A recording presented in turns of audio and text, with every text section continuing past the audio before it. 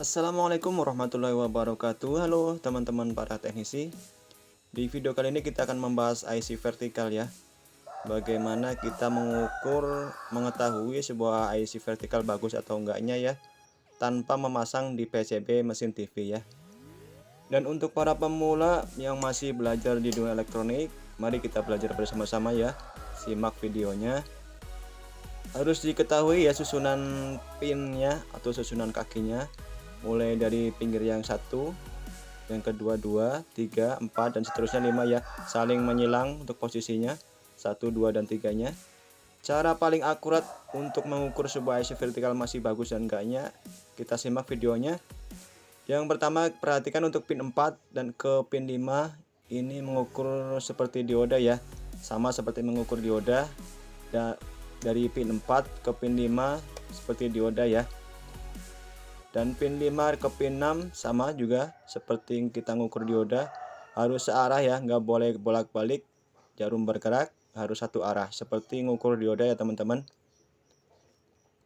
Langsung aja kita praktekkan ya. Kita ambil dulu pin 4, pin 5 dan pin 6 nya supaya mudah dalam pengukurannya. Kita siapkan avometer analog ke posisi sekali 100. Ya, sudah bergerak teman-teman avometernya. Avometernya udah jadul teman-temannya, maklum sudah 15 tahun menemani perjalanan di dunia elektronik teman-temannya.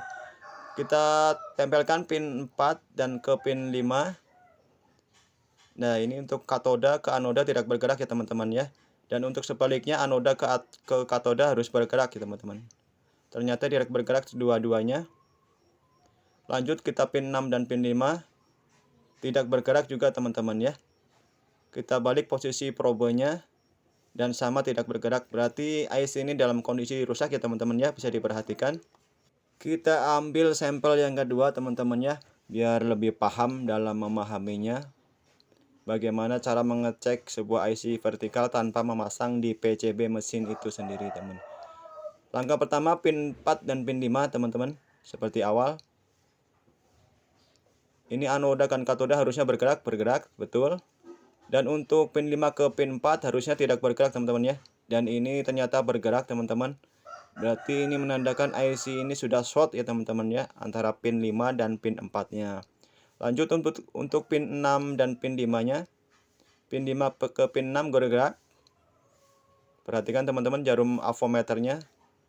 Pin 5 ke pin 6 bergerak dan kita balik pin 6 ke pin 5. Dan sama aja bergerak ya teman-teman untuk jarum avometernya. Berarti total ini ya IC dalam keadaan short semuanya ya.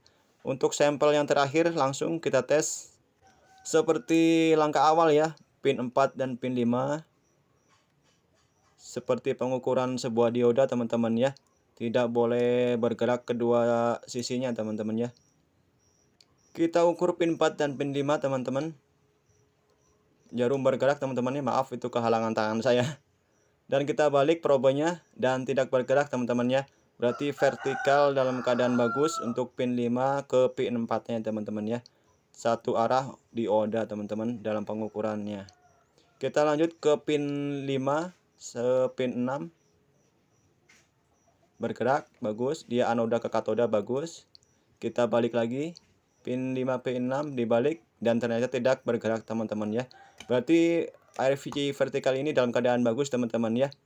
Pin 4 dan pin 5-nya tidak bergerak bolak-balik teman-teman. Begitu pula dengan pin 6 dan pin 5-nya tidak bergerak bolak-balik. Jadi gampang banget ya memahaminya teman-teman ya. Sama seperti kita mengukur dioda, di kedua pin harus tidak bolak-balik ya.